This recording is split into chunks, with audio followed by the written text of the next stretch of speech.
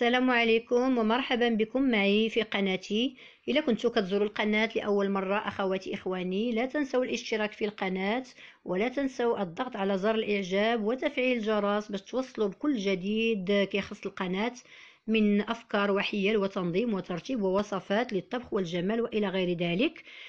ونبداو على بركة الله. فأخواتي إخواني، اليوم جبت لكم واحد الوصفة اللي هي جدا رائعة، فهي يعني رائعة للكحة أو الكحبة أو السعال، كل واحد كيفاش كيسميها حسب المناطق. فهاد الوصفة أخواتي هي عن تجربتي الخاصة، فأنا دائما كنشارك معكم أو نتقاسم معكم الأشياء اللي كنقوم بالتجربة ديالها وكتنجح معايا، ونتمنى أنكم نتوما تجربوها. فكيف ما كتشوفوا معايا غادي نحتاجوا لواحد الليمونه حامضه، نحتاجوا لواحد الفص من الثوم، القليل من العسل، حبذا لو كان عسل طبيعي حر يعني، ونحتاجوا القليل من القرفه.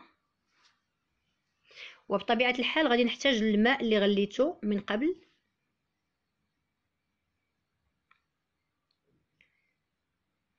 اول شيء اخواتي غادي ناخذ هاد الليمونه الحامضه، غادي نقوم بالتقطيع ديالها الى نصفين. غادي نكتفي بنصف واحد، نصف من الليمون الحامض.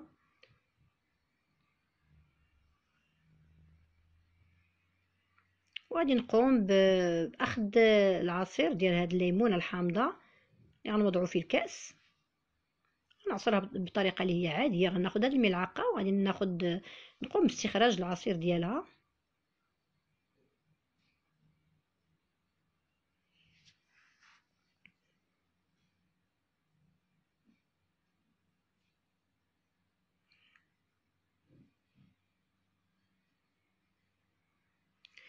غنكتفي بهذا القدر هذا، ثم غنضيف ليها واحد الملعقه صغيره من العسل.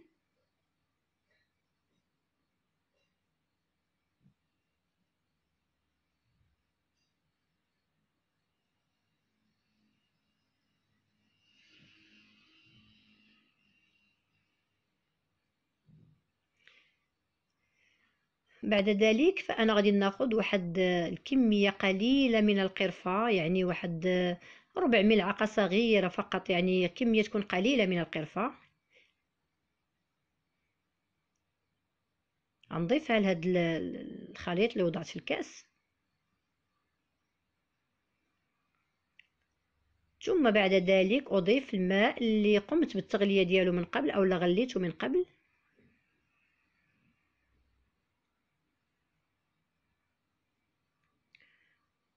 وغادي نخلط هاد المكونات جيدا، ونخلي هاد المشروب هذا حتى وكان يدفى شويه، يولي على شكل بحال الا كنشربوا الشاي يعني، او لا اتاي كويس ديال اتاي بنفس السخونيه اللي كنشربوا بها الكاس ديال اتاي او لا الشاي.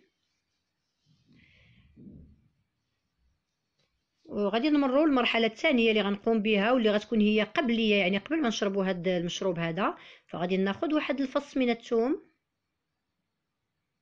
اللي غادي بطبيعه الحال غادي نقوم بالتقشير ديالو، وغادي نقوم بتقطيعه الى قطع صغيره. بعد ما كنحصلوا على الثوم بهذا الشكل هذا الى قطع صغيره مقطع، يعني قطعته بطريقه عاديه بالسكين، انا غادي نشربه بطبيعه الحال، لانني كناخذ انايا هاد الثوم كوقايه من السرطان.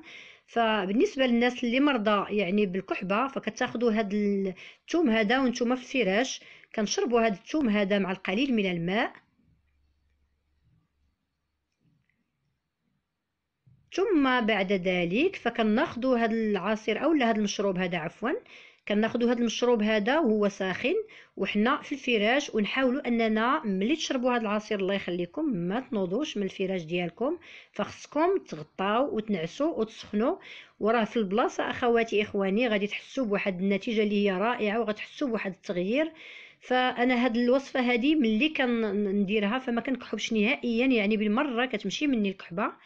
ونتمنى ان هاد الوصفه تجربوها وتردوا عليا في التعليقات ديالكم كيف ما دائما اخواتي. ودائما كنعاود نقول لكم انكم تشربوها وهي سخونه، ما تخليوهاش حتى تبرد، لان لا بردت كيمشي المفعول ديالها وما كدير لكم حتى شي حاجه. فهاد الوصفه هي سحريه، نتمنى تجربوها وتنال اعجابكم. والى فيديو قادم ان شاء الله، والسلام عليكم ورحمه الله تعالى وبركاته.